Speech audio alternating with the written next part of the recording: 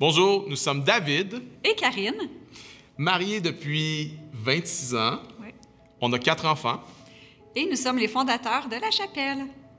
Tu commencé? Oui. Bien, en fait, on a toujours su qu'un jour, on implanterait une église.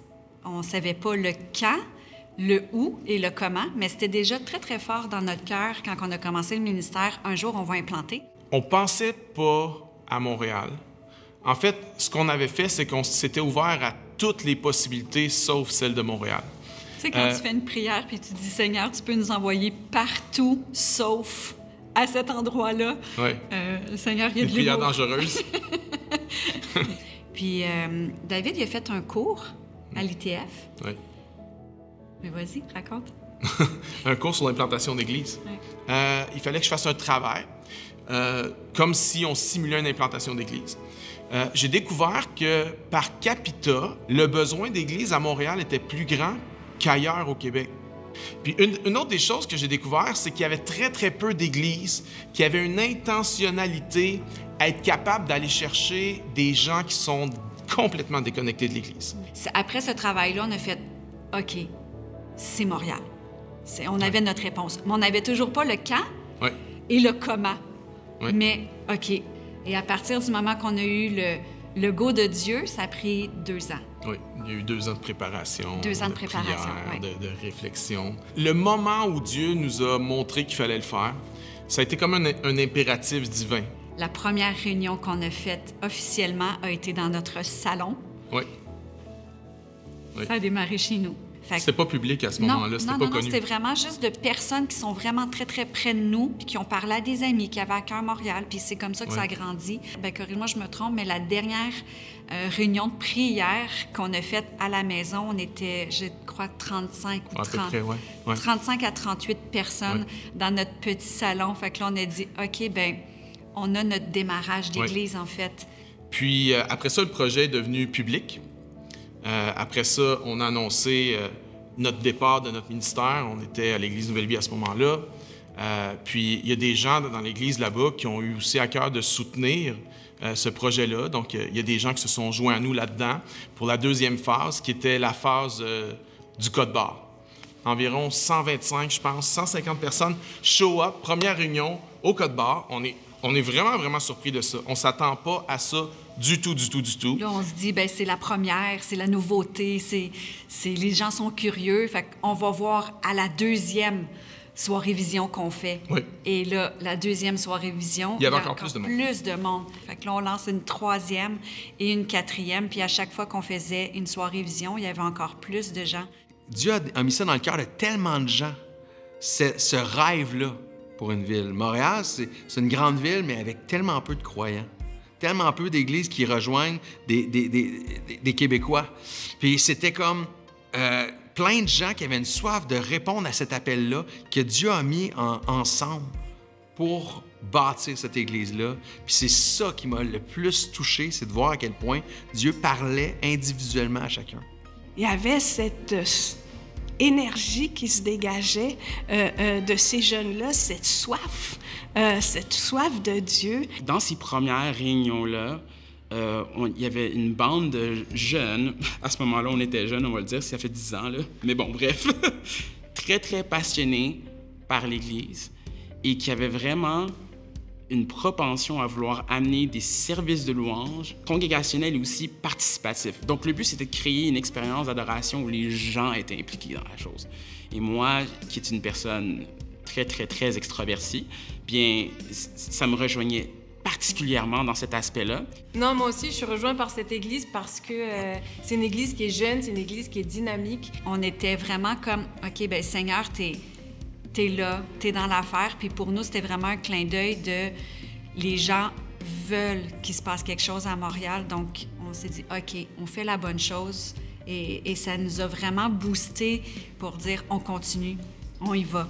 La vision était quasi claire quand on est arrivé devant les gens parce que ça faisait 2 ans qu'on était déjà, nous, dans ce processus-là. On savait qu'on allait être une église pour ceux qui ne vont pas à l'église.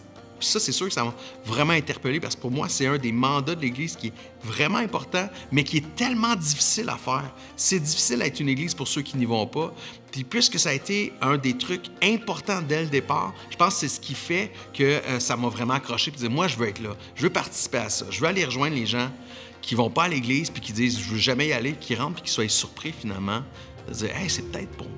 Pour moi, la chapelle, puis je pense que le slogan l'englobe bien, une église pour ceux qui n'y vont pas, est capable d'aller rechercher des gens qui sont vraiment loin de Dieu, des personnes qui ont différents types de background, différents types de personnalités. On va réussir à rejoindre des personnes qui n'ont jamais entendu parler de l'amour de Jésus, des personnes qui ne sont jamais entrées dans une église. Donc, je voulais absolument faire partie de cette aventure-là. On savait que la formation de disciples aurait une place super importante dès le départ.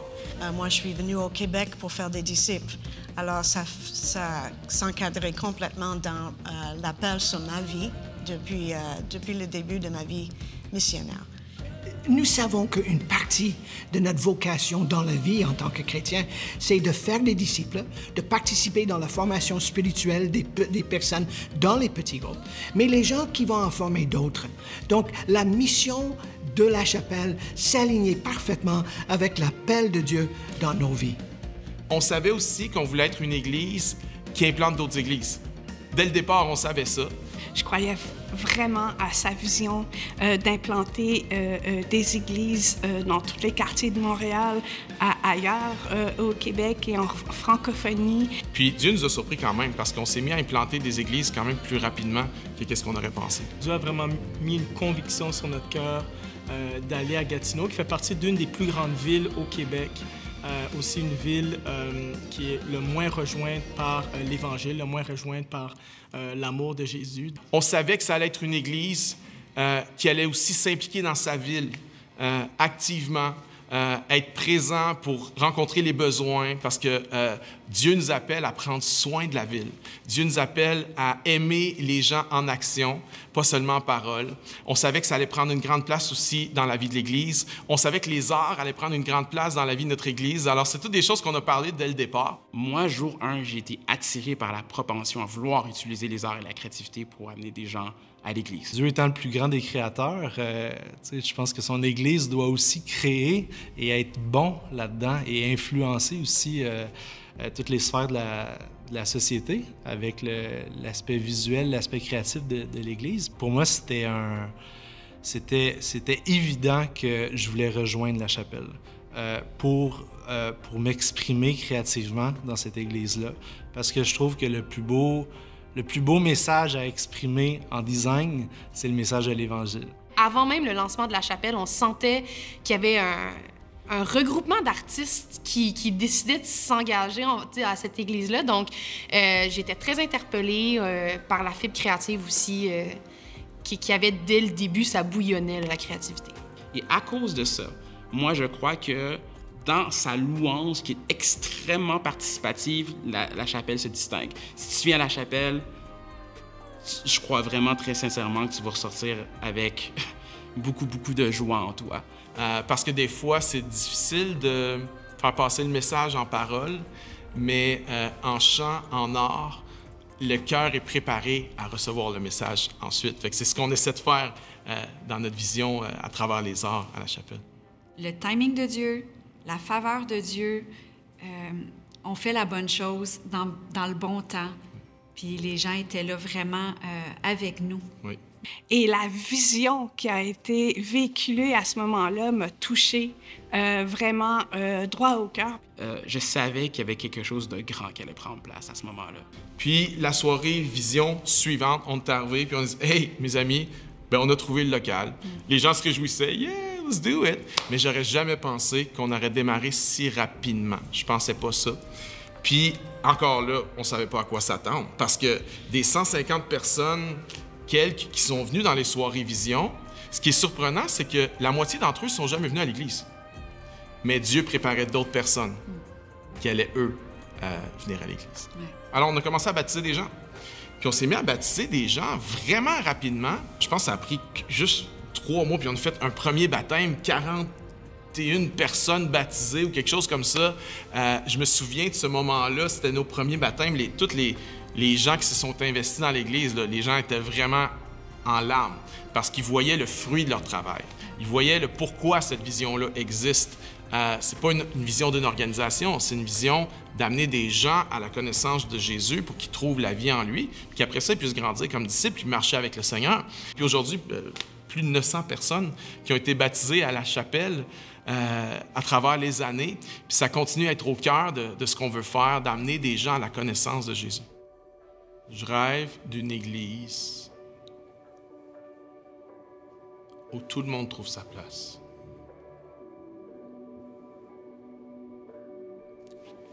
Je rêve d'une Église où il y a une place pour tout le monde. Je rêve d'une Église où tu amènes tes enfants.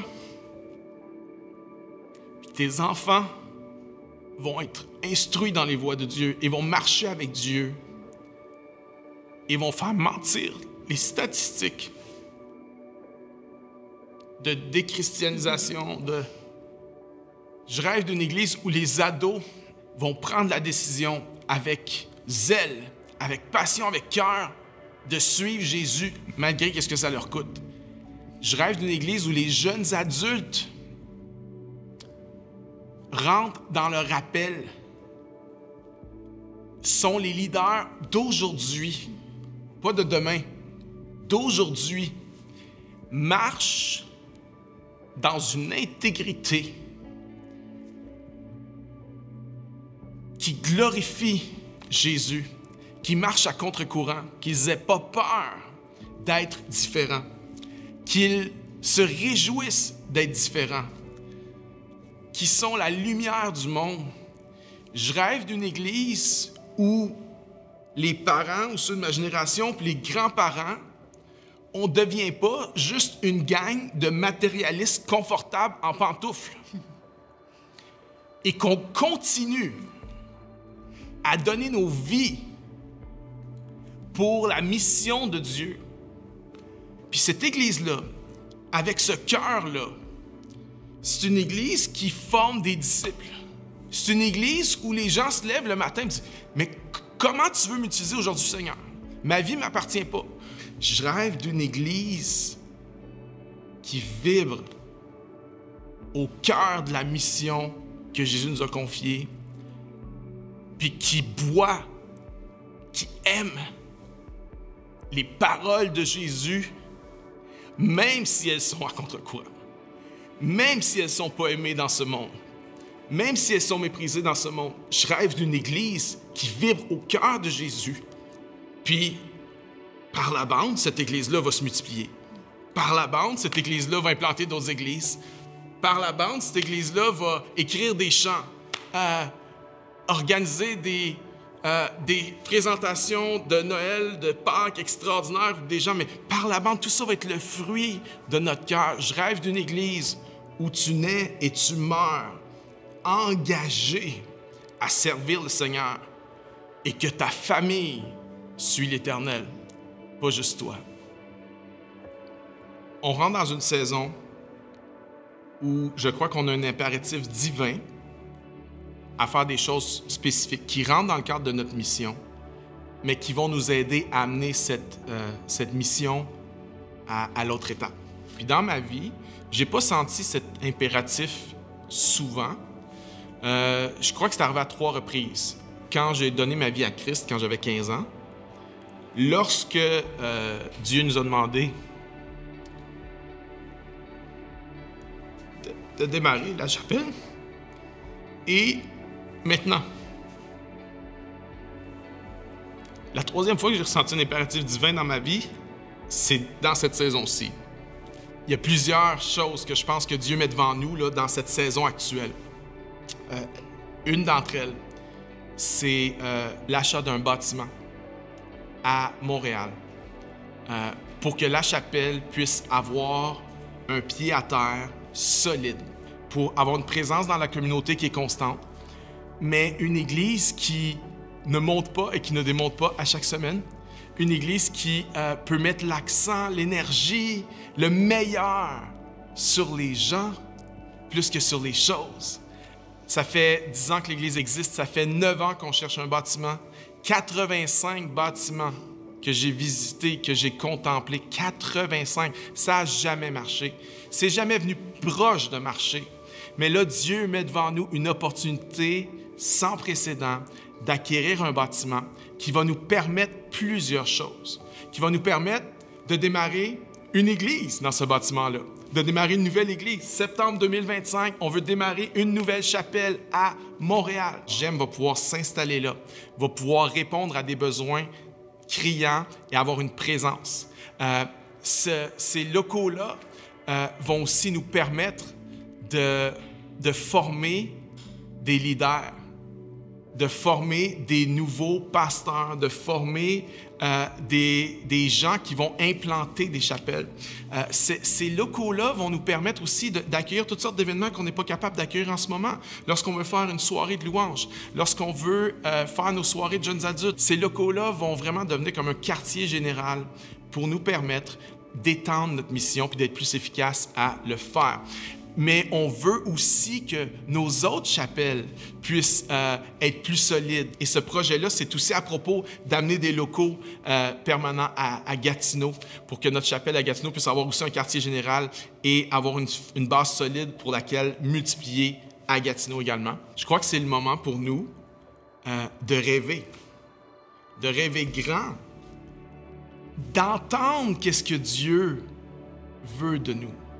D'entendre qu'est-ce que Dieu veut qu'on fasse et de s'y engager maintenant, de bâtir maintenant. Même si on vit dans des temps intenses, on vit dans des temps d'opportunités extraordinaires où Dieu va réveiller l'esprit de beaucoup de personnes pour venir à lui.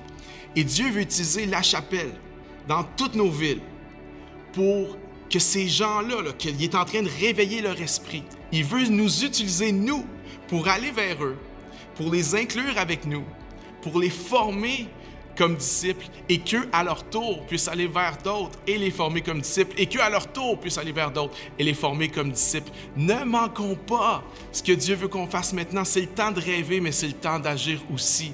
Puis dans ta vie, peut-être personnelle aussi, peut-être que tu as arrêté de rêver, mais c'est le temps de recommencer à rêver. Pas rêver tes rêves à toi, pas rêver les rêves égoïstes, non, mais de savoir, Dieu, qu'est-ce que tu veux que je fasse?